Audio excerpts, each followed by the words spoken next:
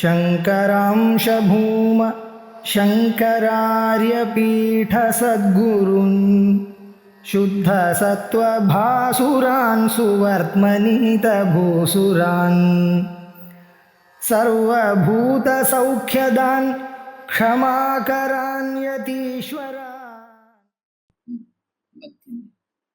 अन्यथा हि स्वदेह परिचिन्नः एव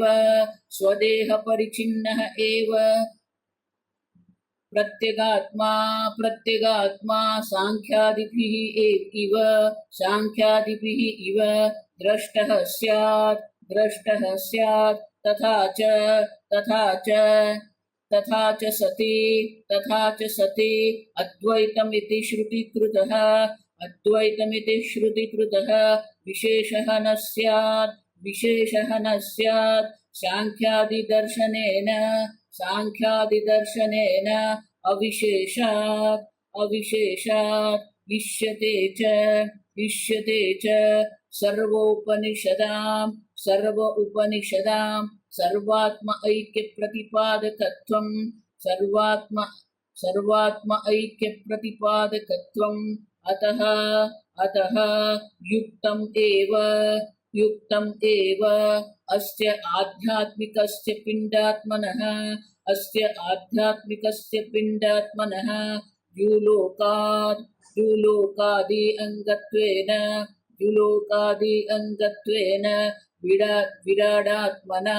विराडात्मना अधिदैविकेन एकत्वम् अभिप्रेत्य सप्तांगत्ववचनम्।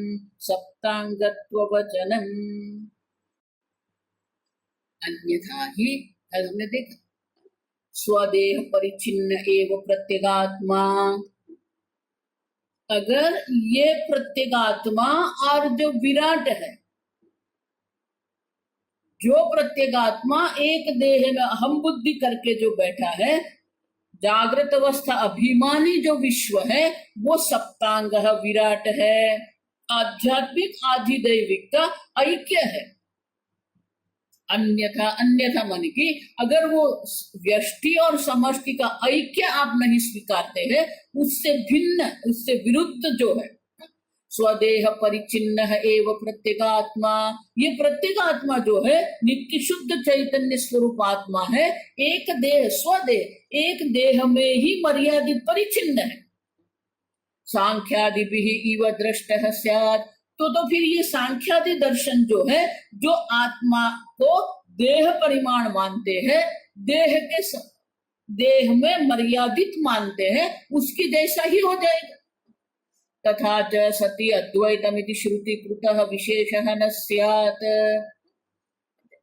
श्रुति की विशेषता क्या है? ब्रह्मात्मा ऐक्य का निरूपण करना, ये श्रुति माता की विशेषता है। आप सुनिए, देखो एक बात मन में स्पष्ट रखनी है, प्रत्यक्षेण अनुमित्या वा यस्तु उपायन विद्यते। जो हमारे प्रत्यक्ष प्रमाण से हम नहीं जान सकते हैं, जो हम परोक्ष प्रमाण से नहीं जान सकते हैं, जो हम शब्द प्रमाण से नहीं जान सकते हैं, उसका निरूपण वेद शास्त्र के द्वारा किया गया है। अब समझ, तो शास्त्र की जो विशेषता है, शास्त्र की जो अपूर्वता, विशेषता मानी अपूर्वता जो, वो क्या है? ब्रह्मात्मा ऐक्य जो है उनका निरूपण करना है। तो प्रत्येक देह में एक एक आत्मा जो हम कह रहे हैं, स्वदेह परिचिन्न प्रत्येगात्मा जो कहते हैं, वो तो हम अनुभव कर रहे हैं। प्रत्येक देह में हमें एक एक आत्मा है ऐसा अनुभव लगता है हमारा, तो उसमें हमें श्रुति माता की आवश्यकता नहीं है। आप समझो, जो हम प्रत्यक्ष और परोक्ष प्रमाण से जान सकते हैं, उनके लिए हमें श्रुति की आवश्यकता है ही नहीं। और इसलिए शंकराचार्य जी कहते हैं अद्वैतमिति श्रुतिकृतः विशेषः न स्यात्। अगर आप प्रत्येक आत्मा और आधिदैविक विराट आत्मा को अलग अगर देखते हैं, भेद बुद्धि अगर करते हैं, तो फिर श्रुति जो विशेष, श्रुति माता की जो विशेषता है, श्रुतिकृत, श्रुति के द्वारा जो कहा गया उपदेश, जो ऐक्य का किया गया है, उनकी कोई विशेषता रहेगी ही नहीं। क्यों? सांख्यादि दर्शन अविशेषात, क्योंकि सांख्यादि दर्शन भी कहते हैं प्रत्येक देह में एक एक आत्मा है, अनेक आत्मा है, जो असमझ। तो अनेक आत्मा की बात तो ये सब करते ही है। तो फिर ये जो वेदांत शास्त्र जिसको हम कहते हैं, या उपनिषद हम जिसको कहते हैं, उत्तर मीमांसा जिसको हम कहते हैं, उनमें और सांख्यादि दर्शन में कोई विशेषता रहेगी ही नहीं, अविशेषात। आप समझ? तो बोले क्यों? इष्यते च सर्व उपनिषदाम सर्वात्मा ऐक्य प्रतिपादकत्वम। कल हमने देखा, इष्यते, हम इच्छा किसकी करते हैं? आप समझो, मैं अल्प हूं, ये अल्पता ही तो हमारी समस्या है। मैं मर्त्य हूं, या मर्त्य तो हमारी समस्या है। अब चांदोग्य उपनिषद में जब नारद जी सनत कुमार के पास गए, तो क्या कहा उन्होंने? भगवान शोकस्य पारम तारयतु भगवान अहम शोचामि। हे गुरु, हे भगवान, मैं शोक से ग्रस्त हूं, मुझे शोक से आप पार उतारो।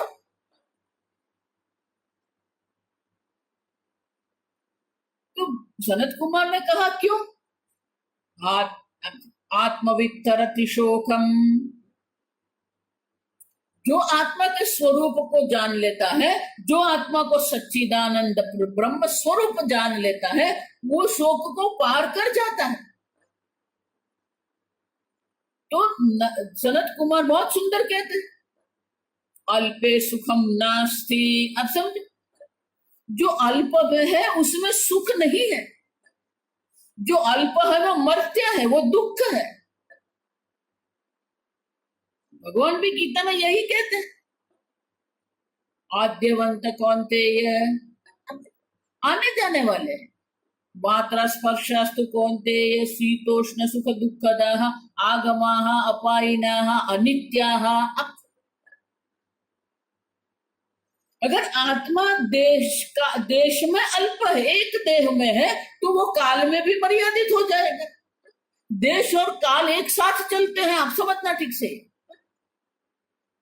अगर देश में मर्यादित है, एक देह में प्रत्येक आत्मा है, तो ये देश में मर्यादित है, तो वो काल में भी मर्यादित बन जाएगा।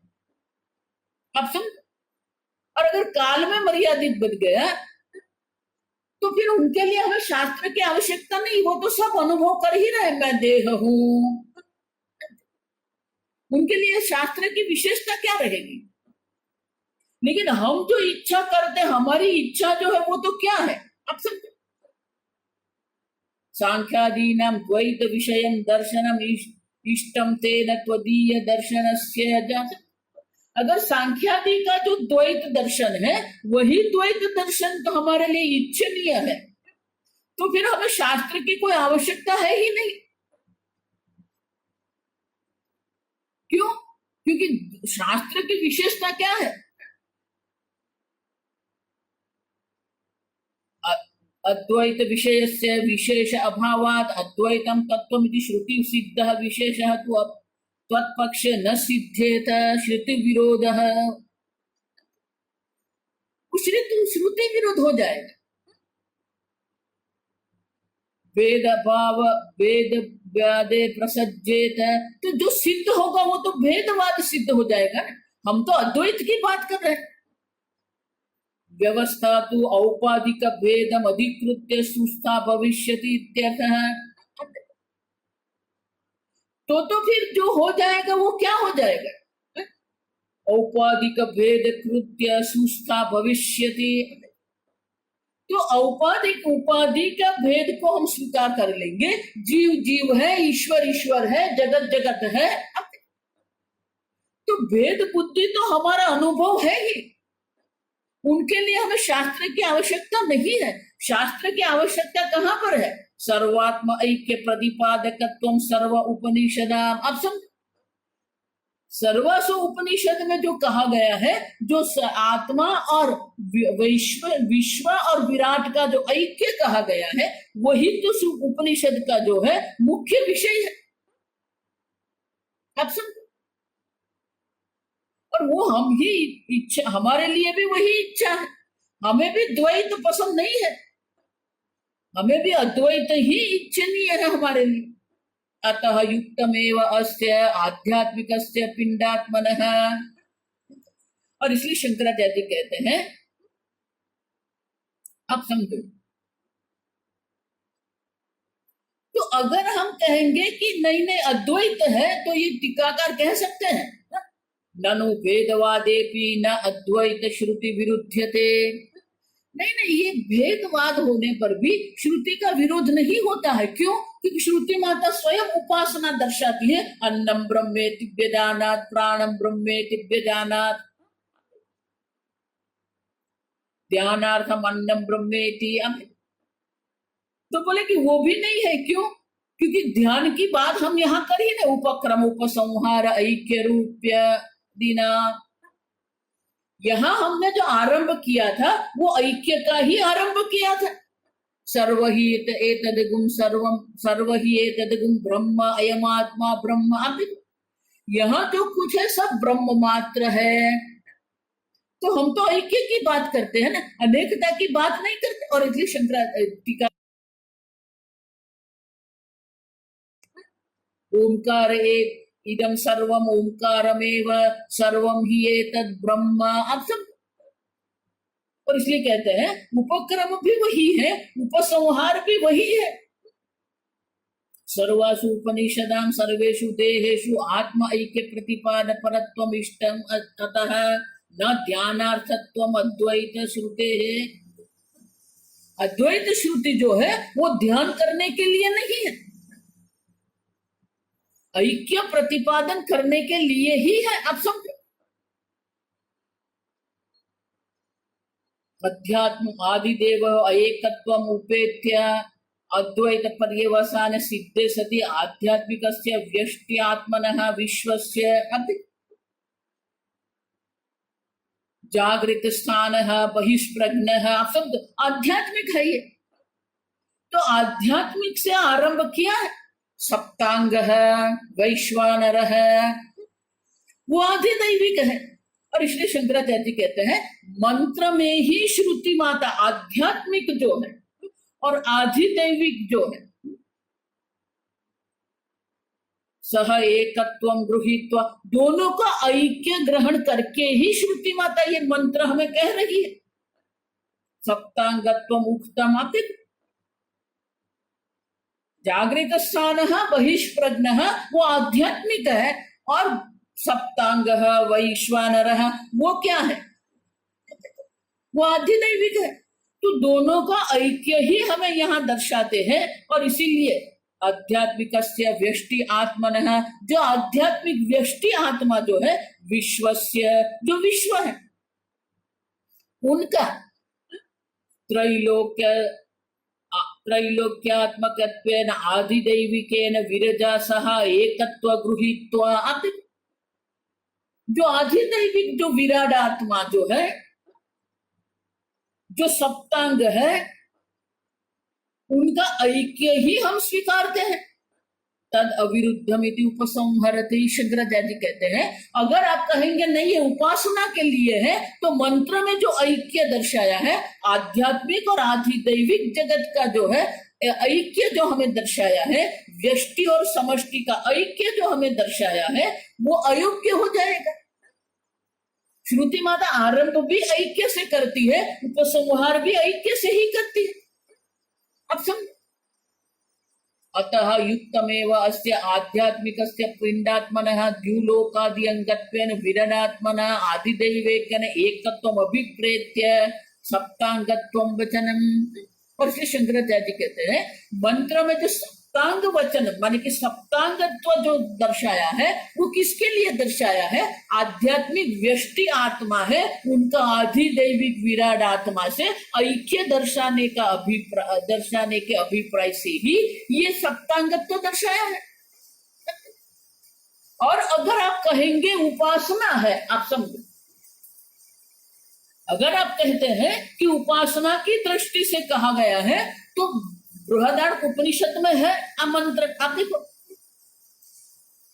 दिवा आदित्यादिकम वैश्वानर अवयवम वैश्वानर बुद्ध्या ध्यायतः जिज्ञासया, आप समझो, स्वकीय मूर्धादि परिपतनम उचितम, शंकराचार्य कहते हैं मूर्धाते व्यपतिष्यत।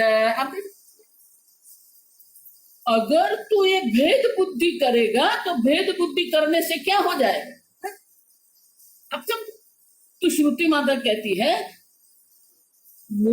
तेरा मूर्धा जो है, तेरा मस्तक जो है, उनका पतन हो जाएगा, या तो फिर तू अंध हो जाएगा, आप समझो। तो वहां श्रुति माता कहती है कि उपासना भी जब हम करते हैं तो ऐक्य बुद्धि से उपासना करनी चाहिए, भेद बुद्धि से नहीं। और अगर भेद बुद्धि से श्रुति माता स्वयं निंदा करती है, अब निंदा करके कहती है मूर्धाते व्यपतिष्यति, अथवा अगर आप इस प्रकार से नहीं करेंगे तो क्या हो जाएगा, स्वकीय मूर्धादि परिपतनम उचितम, मूर्धाते व्यपतिष्यन् यन् माम न आगमिष्यति अंधः अभविष्यः।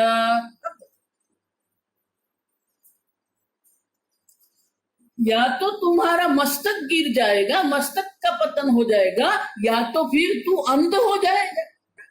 माने कि जो आदित्य दिवा आदित्यादिकम, दिन में जो आदित्य का हम दर्शन करते हैं, वो आदित्य की जब उपासना हम करते हैं, आदित्य माने आधिदैविक है, आधिदैविक जगत के जो आदित्य है, उनकी उपासना में भी अगर भेद बुद्धि कर दी,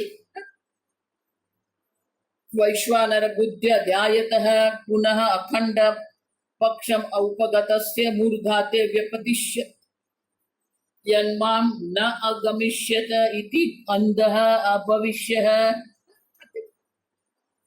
इत्यादि व्यस्त उपासना निंदा समस्त उपासना विदित्सया दृश्यते। आनंद गिरी महाराज कहते इस प्रकार से समस्त उपासना समझ, आप देखो जितनी भी शास्त्र में उपासना दर्शाई है वो भेद बुद्धि के लिए नहीं है, अभेद बुद्धि की दृष्टि से दर्शाई है।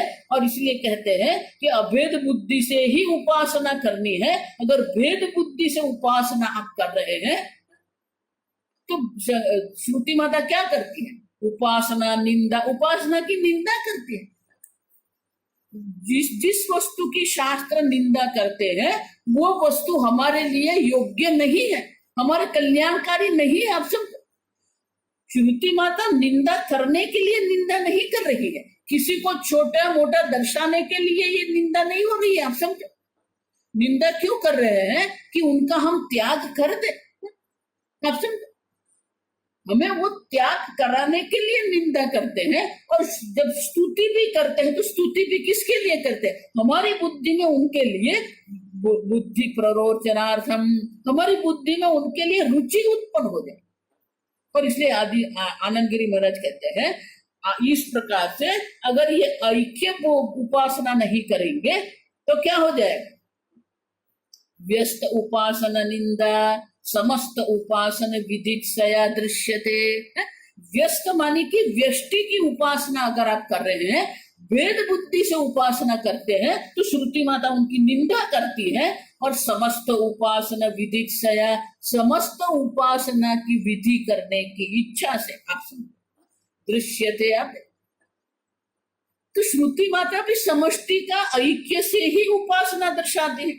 न च द्युलोकादिकं विपरीत बुद्ध्या गृहीतवतः स्वकीय मूर्धादि परिपतनम। जो ऐक्य बुद्धि से उपासना कर रहे हैं उनका मस्तक का परिपतन नहीं होगा। आप सुन, और इसीलिए अध्यात्म अधिदैवयोः एकत्वं न भवेत् तस्मात् तयोः एकत्वमत्र विविक्षितं भवति इत्यर्थः। हमारी दृष्टि से हमें ऐक्य नहीं दिखता है।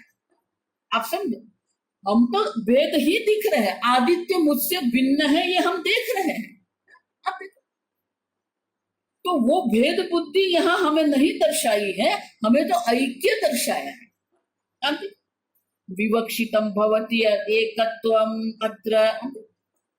श्रुति माता का उपदेश करने की जो विवक्षा माने की उपदेश करने की जो इच्छा जो है वो तो क्या है, एकत्व है। और इसलिए शंकराचार्य कहते हैं एकत्व ही है, आप समझो। अगर नहीं है तो श्रुति माता इस प्रकार से निंदा नहीं करेगी, आप समझो। श्रुति माता निंदा कर रही है, यही दर्शाते हैं कि ऐक्य जो है वही श्रुति माता का प्रतिपादन करने की इच्छा है, द्वैत की नहीं है। देखो, इसलिए मैं कहते हूं पहले द्वैत है फिर अद्वैत है, नहीं है ऐसा। पहले द्वैत को मानते हैं फिर अद्वैत की बात कर रहे हैं। इसलिए सामान्य लोग, वेदांत पढ़ने वाले लोग भी क्या कहते हैं, जीव ब्रह्म में लीन हो गया। अब किसको लीन करना है, अब समझिए। बहुत सारे वेदांत पढ़ाने वाले भी ये गड़बड़ कर रहे हैं। वो जीव का पतन हो गया, संसारी बन गया, अब वो संसारी है ही नहीं, अब उसको क्या करना है। फिर वो अंग्रेजी शब्द प्रयोग करते हैं, इसलिए हमें बहुत बड़ा लगता है, असेंडिंग डिसेंडिंग, आप समझो। अब डिसेंडिंग, वो संसार में उसका पतन हो गया, अभी क्या करना है, असेंडिंग। अब आत्मा का पतन हुआ ही नहीं, आत्मा संसारी है ही नहीं, आप समझो। जीव है, अभी जीव को क्या करना है, ब्रह्म प्राप्त कर, क्या कर रहे हैं। इसलिए शंकराचार्य जी ये इतना विस्तृत, अभी आगे चलेगा ये भाष्य, यहाँ समाप्त नहीं होने वाला है, आप समझना ठीक से। शंकराचार्य जी पहले ही प्रथम पाद में ही ये स्पष्ट कर देते हैं कि द्वैत का प्रतिपादन मांडुक्य में है ही नहीं, अद्वैत का ही प्रतिपादन है, आप समझो। तो बोले कि ठीक है, स्थूल जो है उसमें प्रतिपादन किया है, प्रथम पाद में ऐक्य का प्रतिपादन किया है, तो क्या द्वितीय पाद और तृतीय पाद में भी है क्या। इसलिए शंकराचार्य जी आगे हमें दर्शाते हैं, भाष्य पढ़ेंगे। विराज एकत्वम उपलक्षणार्थम, विराज एकत्व उपलक्षणार्थम हिरण्यगर्भ अव्याकृतात्मनः, हिरण्यगर्भ अव्याकृतात्मनः। शंकराचार्य जी कहते हैं उपलक्षणार्थम। देखो, ये विशेष शब्द है उपलक्षण। अगर हम कहेंगे यन श्रोत्रेण न शृणोति, जिसको हम श्रोत्र के द्वारा, जिसका हम श्रवण नहीं कर सकते, तो एक श्रोत्रेंद्रिय का हमने उल्लेख किया है, उनका अर्थ क्या है, ये श्रोत्रेंद्रिय उपलक्षण किसके लिए, बाकी 4 इंद्रियों के लिए ये उपलक्षण बनता है। श्रोत्रेंद्रिय से हम जो तत्व है उनका श्रवण नहीं कर सकते हैं, इनका अर्थ क्या हो गया, चक्षुरेंद्रिय से हम दर्शन नहीं कर सकते हैं, त्वगेंद्रिय से हम स्पर्श नहीं कर सकते हैं, घ्राणेन्द्रिय से हम गंध नहीं ग्रहण कर सकते हैं, रसनेन्द्रिय से हम स्वाद नहीं ग्रहण कर सकते। आप समझो ठीक से, उसे उपलक्षण कहते हैं। एक का हम निर्देश करेंगे, बाकी का हमें समझ लेना है। और इसलिए शंकराचार्य जी कहते हैं विराज एकत्वम उपलक्षणार्थम। अब देखो, विराज का उपलक्षण करके क्या होता है, हिरण्यगर्भ अव्याकृतात्मनो ऐक्यत्वम। यहां स्थूल प्रपंच जो है, ये एक स्थूल देह अभिमानी विश्व और स्थूल समष्टि प्रपंच अभिमानी विराट का ऐक्य यहां दर्शाया है। उसी प्रकार से हमें क्या करना पड़ेगा, विशेषण अध्यात्मादिदेव एकत्वं विवक्षितत्वात् अद्वैत पर्यवसानम्।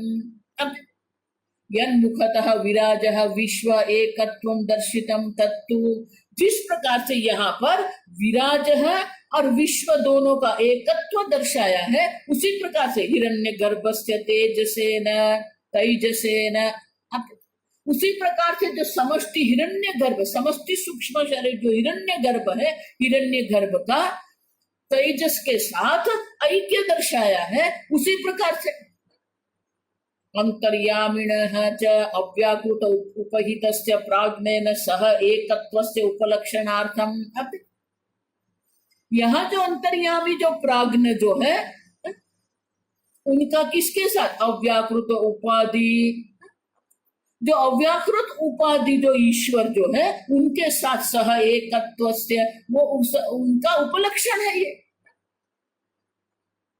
एकत्वम दर्शितम। अब इस प्रकार से अतः मूल ग्रंथे अपि अविशेषेण अध्यात्म आदिदेवयोः एकत्वं विवक्षितमिति।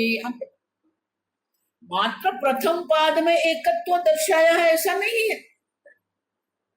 सूक्ष्म शरीर जो द्वितीय पाद जो है और तृतीय पाद जो है, दोनों में भी ऐक्य दर्शाया ही है।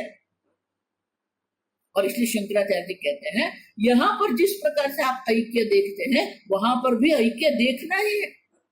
तो बोले आप क्यों कहते हो उत्तम उत्तम चेत उत्तम च एतद् मधु ब्राह्मणे, उत्तम च एतद् मधु ब्राह्मणे, यश्चायम् अस्यां पृथिव्यां, यश्चायम् अस्यां पृथिव्यां तेजोमयः अमृतमयः पुरुषः, तेजोमयः अमृतमयः पुरुषः, यश्च अयम् अध्यात्मम्, यश्च अयम् अध्यात्मम् इत्यादि इत्यादि। शंकराचार्य जी कहते हैं उत्तम च माने कि ये कहा गया ही है। कहा एतन मधु ब्राह्मण, यही बात मधु ब्राह्मण में स्पष्ट शब्दों में कहा गया है। अब सब कैसे? यश्च अयम अस्याम पृथिव्याम। आप देखो एक बात स्पष्ट रखो, श्रुति जो कह रही है उनको सिद्ध करने के लिए हमें अन्य श्रुति की आवश्यकता है। अन्य श्रुति से ही हम श्रुति को सिद्ध कर सकते हैं, अन्य स्मृति से नहीं। श्रुति ही हमें देखना है। तो यहाँ जिस प्रकार से एकत्व दर्शाया है, अध्यात्म और आधिदैविक का एकत्व दर्शाया, उसी प्रकार से वहां पर भी मधु ब्राह्मण, बृहदारण्यक उपनिषद में मधु ब्राह्मण में भी वही कहा है। हम देखो ननु विश्व विराजः। आप सुनो तो बोले कि वहां पर क्या कहा गया है कि ये अयम अस्याम पृथिव्यां तेजमयः अमृतमयः पुरुषः। आप देखो ये पृथ्वी में जो तेजमय अमृत पुरुष जो है वही अध्यात्म पुरुष, मानी कि दो पुरुष नहीं है, एक ही है। अधिदैव में जो पुरुष मानी जो चैतन्य, अधिदैव में जो चैतन्य पुरुष अभिव्यक्त हो रहा है, वही यहाँ अध्यात्म में भी वही पुरुष अभिव्यक्त हो रहा है। अब सब इत्यादि इत्यादि माने कि ऐसे अनेक मंत्र हैं जो हमें दर्शाते हैं कि आध्यात्मिक पुरुष और आधिदैविक पुरुष जो है वो दो नहीं है, एक ही है। तो बोले वो तो ठीक है, चलो वो स्वीकार कर लिया, लेकिन और एक प्रश्न है। आपने कहा कि विश्व और विराट का एकत्व जो उपलक्षण है, तो स्थूल अभिमानित्वाद तेजस से हिरण्य गर्भयोः च सूक्ष्म अभिमानित्वाद एकत्वं युक्तम। बोले विश्व और विराजयोः स्थूल अभिमानित्व, यहाँ जागृत स्थान हमने देखा, जागृत अवस्था अभिमानी, स्थान मानी अभिमान। तो यहाँ जो विश्व जो है वो जागृत अवस्था अभिमानी है, वहां विराट जो है वो समष्टि प्रपंच अभिमानी है। उसी प्रकार से यहाँ जो तेजस जो है सूक्ष्म शरीर अभिमानी, जो स्वप्न अवस्था अभिमानी जो है वो तेजस है। जो समष्टि हिरण्य गर्भ जो है, समष्टि सूक्ष्म शरीर अभिमानी हिरण्य गर्भ है, वो दोनों का ऐक्य दर्शाया है, वो हम समझ सकते हैं। अब समझो ठीक से। लेकिन यहाँ तो स्थूल और सूक्ष्म का जो ऐक्य दर्शाया है वो हमें स्पष्ट है। विश्व और विराट का ऐक्य है, तेजस और हिरण्यगर्भ का जो ऐक्य है वो स्पष्ट है। लेकिन ये सुषुप्ति अवस्था प्राज्ञ जो है और वो अव्याकृत उपहित जो ईश्वर है, वो दोनों का ऐक्य कैसे दिखेंगे? क्योंकि यहाँ तो दोनों कार्य है ना, स्थूल भी कार्य है, सूक्ष्म भी क्या है? कार्य है। तो दोनों कार्य में हम एकत्व देख सकते हैं, लेकिन वही हमें जो सुषुप्ति में अगर आप देखेंगे तो दोनों में तो हमें साम्य नहीं दिख रहा है, क्योंकि सुषुप्ति में तो वो सुषुप्ति अवस्था अभिमानी है, जो ईश्वर है वो समष्टि उपाधि उपहित चैतन्य है। तो दोनों में साम्य प्राज्ञ अव्याकृत यो हो तु केन साधर्म्य ने एकत्वम तत्र आह। अब साधर्म्य दोनों में समानता कैसे होगी? तो शंकराचार्य जी कहते हैं सुषुप्त अव्याकृतयोः सुषुप्त अव्याकृतयोः तु एकत्वं सिद्धम् एव निर्विशेषत्वात् एवं च सति एतत् सिद्धं भविष्यति सर्वद्वैत उपशमे च अद्वैतमिति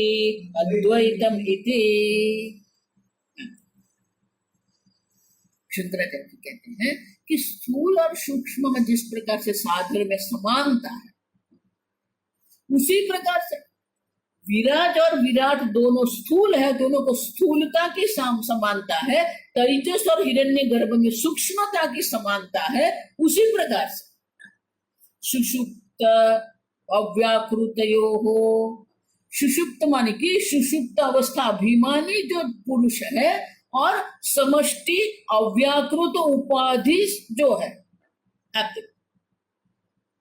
दोनों में क्या साधर्म्य है? निर्विशेष।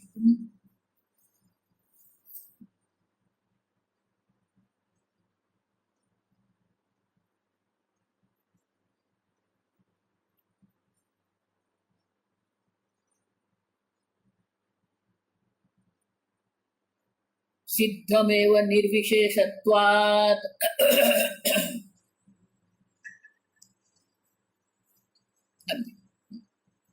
क्यों? क्योंकि निर्विशेष सुषुप्त अवस्था में क्या होता है? जो जागृत अवस्था स्वप्न अवस्था का अनुभव है वो सब क्या हो जाता है? लय हो जाता है। आप समझ, तो दोनों में साधर्म्य तो है ही। क्यों? यहाँ स्थूल और सूक्ष्म जो सुषुप्ति जो जागृत और स्वप्न अवस्था है वो लय हो जाता है, अव्यक्त अवस्था प्राप्त करते हैं। उसी प्रकार से जो विराट है, हिरण्यगर्भ है, वो दोनों भी जो है वो अव्याकृत में अव्यक्त अवस्था प्राप्त कर लेते हैं। और इसलिए कहते हैं दोनों में क्या है? उपसंहार प्रक्रिया। दोनों में निर्विशेषता है। एक बार आप सुषुप्ति अवस्था प्राप्त कर लेते हैं, फिर कोई विशेषता वहां नहीं है। सर्व विशेषता जो है वो अव्यक्त अवस्था प्राप्त कर लेती है। उसी प्रकार से यहाँ भी वही होता है। और इसलिए शंकराचार्य जी कहते हैं एकत्वम सिद्धमेव मानिक। शंकराचार्य जी कहते हैं सिद्ध मानी ये हमारा अनुभव है। आप समझो, सिद्ध मानी स्पष्ट है। स्वामी जी इसको ऑब्वियस अंग्रेजी में कहते हैं, ये स्पष्ट ही है। सुषुप्त अवस्था में भी सब अव्यक्त अवस्था प्राप्त करते हैं, और समष्टि में भी क्या होता है? लय जब हो जाता है, संपूर्ण जगत का जब लय हो जाता है तो अव्याकृत अवस्था सब प्राप्त कर लेते हैं। और इसलिए निर्विशेष रूपम तिष्ठति आते। दोनों में ही निर्विशेष सुषुप्ते वर्तते प्रलय दशायाम अव्याकृतम च आते। सुषुप्ति अवस्था में हम सो जाते हैं और सबका लय हो जाता है, और प्रलय जब होता है तब भी अव्यक्त अवस्था ही प्राप्त होती है। एक को लय कहेंगे। आप देखो, सुषुप्त अवस्था को लय कहते हैं। संपूर्ण समष्टि का जब संहार हो जाता है तो संहार होते उनको प्रलय कहते हैं। तो लय में भी अव्यक्त अवस्था है, निर्विशेषता है, प्रलय में भी निर्विशेषता है, और इसलिए शंकराचार्य जी कहते हैं निर्विशेषत्वात्, निर्विशेषता होने के कारण वो दोनों में भी ऐक्य है ही, आप समझो। अब शंकराचार्य जी ये भाष्य का उपसंहार करते हुए कहते एवं च सती, ऐसा होने पर, एवं च सती मानी ऐसा होने पर क्या है, सिद्धम भविष्यति, सिद्ध सिद्ध सिद्ध हो जाएगा, सिद्ध भविष्यति मानी सिद्ध हो जाएगा, आप समझो। सर्वद्वैत उपशमे च अद्वैतमिति, सर्वद्वैत का उपशम हो जाएगा, द्वैत रहेगा ही नहीं, आप समझो।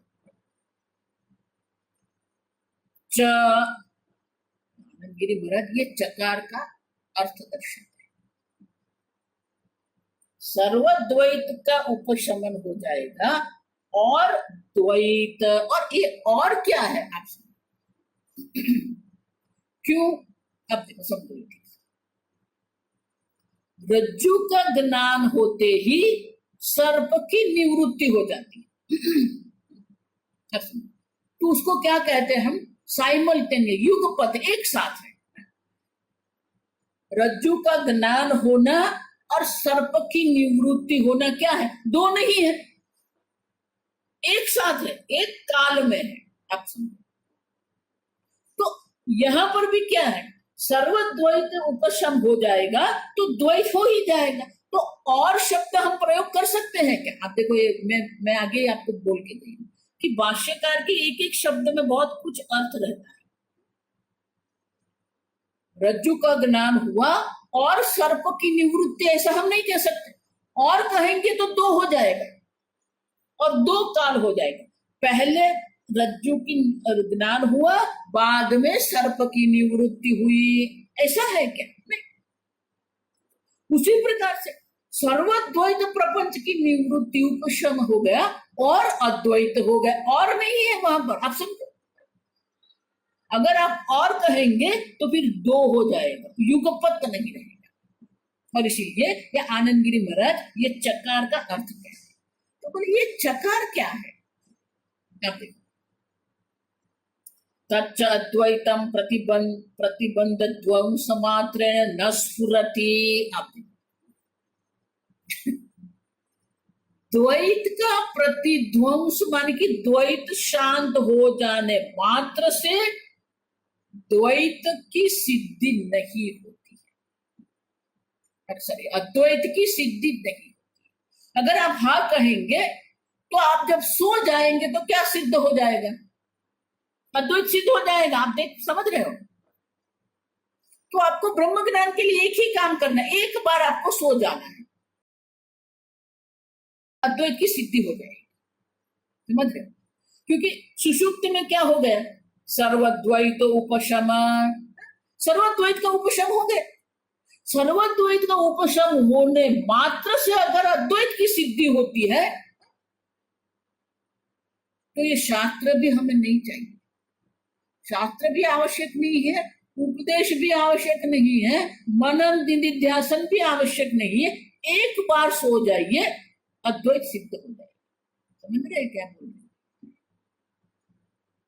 और इसीलिए आनंद गिरि महाराज कहते हैं तच्च अद्वैतम प्रतिबंध ध्वंस मात्रेण न स्फुरति, अद्वैत का प्रतिध्वंस होने से, अद्वैत का प्रतिबंध ध्वंस हो जाने से, अद्वैत का प्रतिबंध क्या है, द्वैत है, आप समझो। अद्वैत का प्रतिबंध जो है वो द्वैत है, वो द्वैत का ध्वंस होने मात्र से, माने कि द्वैत का उपशम होने मात्र से अद्वैत न स्फुरति, तो फिर क्या है। और इसलिए आगे कहते हैं किंतु वाक्याद एव आचार्य उपदिष्टाद इति वक्तुम च शब्दः, च शब्द किसके लिए है कि शास्त्र पढ़ने मात्र से नहीं, वाक्यादेव आचार्य उपदिष्टादिति, आचार्य से उपदिष्ट वाक्य के द्वारा ही अद्वैत की सिद्धि है। आप सब देखो, इसीलिए मैं कहती हूँ, जो लोग कहते हैं मैं हिमालय में 20 वर्ष रहा, मैंने वहां साधना की, मुझे ब्रह्म का साक्षात्कार हो, ये कब क्या गड़बड़ है। अब ऋषिकेश जाओगे, बहुत सारे ऐसे महात्मा आपको मिलेंगे। अब मैंने जब ये वेदांत श्रवण करना आरंभ किया ना, तो सूरत में एक महात्मा आते थे, तो वो वेदांत पढ़ाते थे, वो शंकर भाष्य करते, लेकिन वो अपनी विशेषता क्या दर्शाते थे, आप समझे ठीक से,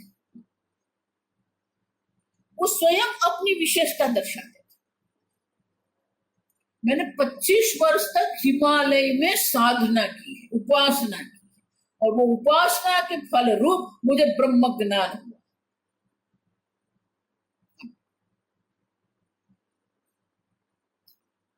वो कभी कभी उन्होंने दर्शाया ही नहीं कि उनके गुरु कौन थे। और हम तो हमारी प्रार्थना का आरंभ भी कहां से करते हैं, सदाशिव समारंभाम शंकराचार्य मध्यमाम अस्मदाचार्य पर्यंताम अभी वंदे गुरु परंपरा। हमारा पहला वंदन किसको है, गुरु परंपरा को है, आप समझो ये ठीक से। भगवान भी क्या कहते हैं, अर्जुन ये ज्ञान जो है ऐसा नहीं प्राप्त होता, एवं परंपरा प्राप्तम। गीता में भगवान कहते हैं अर्जुन ये ब्रह्म ज्ञान परंपरा से प्राप्त है।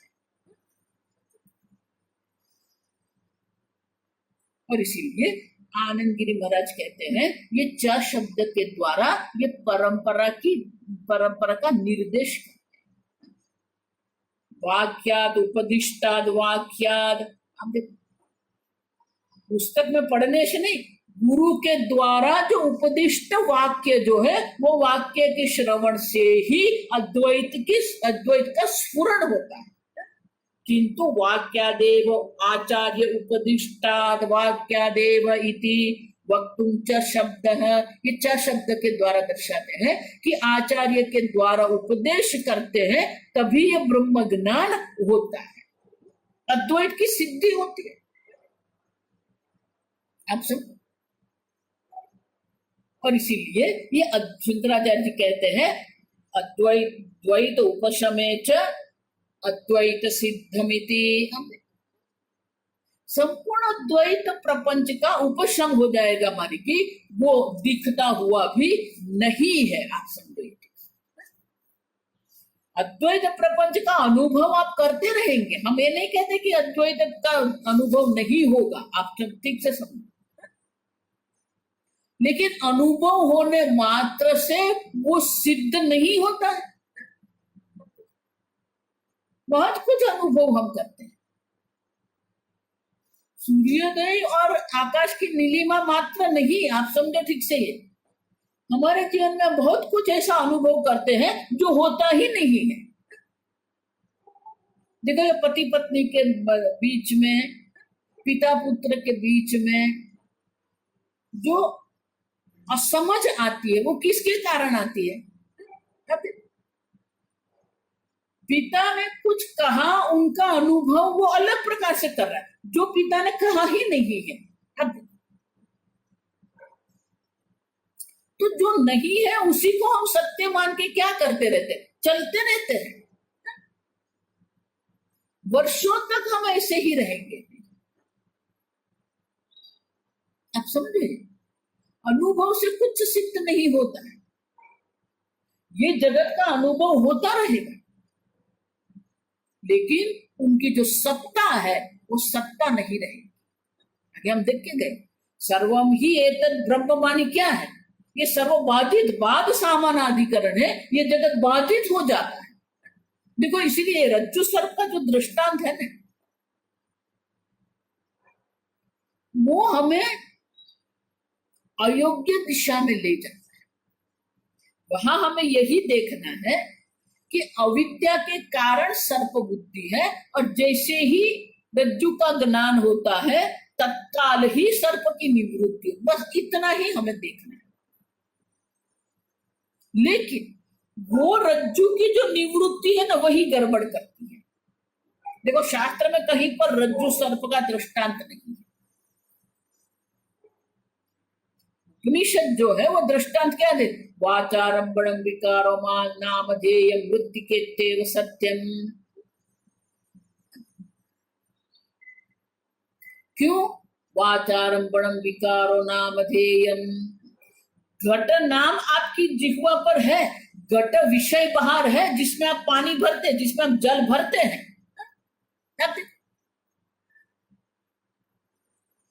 लेकिन इसके कारण क्या घड़ा सत्य बन गया? नहीं। देखो, सब द्वैतवादी ऐसा कहते हैं कि ये जगत ईश्वर ने बनाया है, ईश्वर ने ये जगत का सर्जन किया है और ईश्वर द्वारा ये जगत की स्थिति है और हम ये अनुभव कर रहे हैं, इसलिए ये सत्य है। ये उनका तर्क है। हम भी वही तर्क लेते हैं, हम कुछ और तर्क नहीं लेंगे, लेकिन हम उल्टा कहते हैं, ये जगत अनुभव में आता है इसीलिए सत्य नहीं। क्यों? सत्य कभी भी आपके अनुभव में नहीं आएगा, क्योंकि सत्य आप स्वयं हैं। आप स्वयं सत्य चैतन्य स्वरूप, आप सच्चित स्वरूप है। किसका अनुभव आपको करना है? अगर शक्कर कहे कि मुझे मधुरता का अनुभव करना है, अरे मधुरता उनका स्वरूप है। नहीं, मधुरता मेरा स्वरूप है, लेकिन मुझे अनुभव करना है। अगर अग्नि कहे मुझे उष्णता का अनुभव करना है, जल अगर कहे मुझे शीतलता का अनुभव कर, आवश्यक ही नहीं है। जल स्वयं शीतल है, अग्नि स्वयं उष्ण है, सूर्य प्रकाशमान है। उसी प्रकार से आप स्वयं सत्य स्वरूप, जो अनुभव में आ रहा है वो सत्य नहीं, वो असत्य है। यदृश्यम तज्जड़म तदनित्यम। अच्छा, और इसीलिए अद्वैत अनुभव की बात नहीं है, आप स्वयं अद्वैत स्वरूप है। नहीं, मुझे वो अद्वैत का अनुभव नहीं। ये जो लोग मांडुक्य आधा आधा कच्चा पढ़ते हैं ना, एक भाई मुझे मिले थे, हम केनोपनिषद का अध्ययन कर रहे थे, उनकी बुद्धि में ये मांडुक्य चल रहा है। तो मुझे आके कहते हैं, मुझे तो तूर्य अनुभव करना है, मैं तूर्य का अनुभव करना। अरे तूर्य तू ही है, किसका अनुभव तू करेगा? शंकराचार्य इसलिए वो गीता के दूसरे अध्याय में कहते हैं, प्रमातरी सती। अब प्रमाता है, ज्ञाता है। किसी भी अनुभव के पहले आप प्रमाता ज्ञाता है कि नहीं? अगर आप ही नहीं तो अनुभव किसका होगा आपको? प्रमातेरे सिद्धे सती। आप तो स्वयं सर्व अनुभव का भी अनुभव करने वाले आप हैं, और सब अनुभव के पहले आप है। आप समझो, ये ध्यान करने वाले जो गड़बड़ करते रहते हैं, नहीं, ध्यान में मुझे ब्रह्म का साक्षात्कार,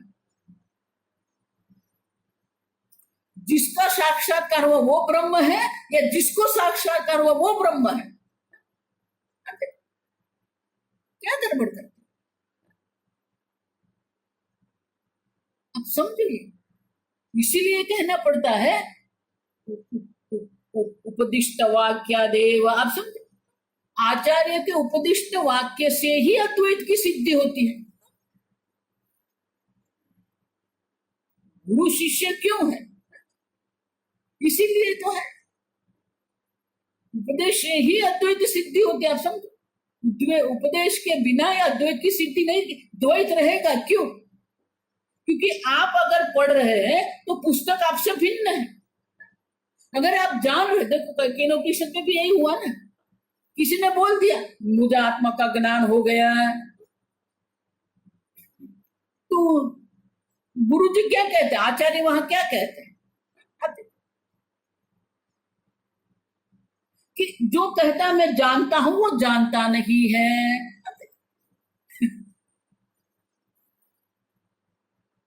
विजानताम अविजानताम। और जो कहता है मैं नहीं जानता हूं वो जानता है, क्यों? क्योंकि वो जानने का विषय है ही नहीं। सर्व ज्ञान के पहले, सर्व अनुभव के पहले आप स्वयं हो। आप सुन, फिर सब अनुभव हो रहे हैं। चाहे फिर वो किसी भी प्रकार का दिव्य अनुभव आपको हो रहा है, किसी भी प्रकार से आप समाधि का अनुभव कर रहे हैं, लेकिन अनुभव के पहले आप है। आप समझो। और वो आप जो है वो एक अद्वितीय ब्रह्म मात्र है। और इसलिए ब्रह्म जब सर्वम ही एक ब्रह्म कहते हैं तो ये सब बाधित हो जाता। बाधित माने क्या है? दिखता है लेकिन उनकी अपनी सत्ता नहीं। घड़ा दिखता है, घड़ा दिखता है लेकिन घड़ा नहीं है। उसको बाद सामानाधिकरण के। लेकिन जब मैं पूर्ण ब्रह्म स्वरूप हो तो वह बात नहीं होता, ऐक्य सामानाधिकरण। अब देखो यही आनंदगिरी टीका जो है मुंडक उपनिषद में अंत में आता है, जहां ये स्पष्ट करते हैं कि सर्व ब्रह्म जब कहते हैं तो बाध हो गया, जगत बाधित हो गया, जो रहेगा वो ब्रह्म मात्र रहेगा। और वो ब्रह्म मैं हूं जब हम कहते हैं, हम ब्रह्मास्मि जब हम कहते हैं, तो वो ब्रह्म और अहम में बाधित कुछ नहीं होता है, ऐक्य का ज्ञान होता है। और इसलिए कहते हैं जब तक ये उपदेश का श्रवण नहीं करेंगे ऐक्य का ज्ञान संभव नहीं है। अब समझो। और इसलिए कहते हैं इस प्रकार से वक्तुम च शब्द, ये च शब्द के द्वारा यही हमें कहा गया है कि एक अद्वितीय ब्रह्म मात्र है जो शास्त्र श्रवण से सिद्ध होता है। अब शंकराचार्य जी चौथे मंत्र का उपदेश जो है करते हैं, भाष्य जो है हम कल देखेंगे। देखो ये पहले प्रथम पाद में विस्तार कर दिया है, फिर अभी वो अधिक कोई विस्तार नहीं करना पड़ेगा, क्योंकि ऐक्य की तो बात कर ली है। फिर उनकी जो विशेषता वो हमें दर्शाएंगे, लेकिन अद्वैत की जो बात है वो तो वही की वही रहेगी। ओम असतो मा सद्गमय तमसो मा ज्योतिर्गमय मृत्युर्मा अमृतंगमय। ओम पूर्णमदः पूर्णमिदं पूर्णात् पूर्णमुदच्यते पूर्णस्य पूर्णमादाय पूर्णमेवावशिष्यते। ओम शांति शांति शांति। हरिः ओम। श्री गुरुभ्यो नमः। हरिः ओम।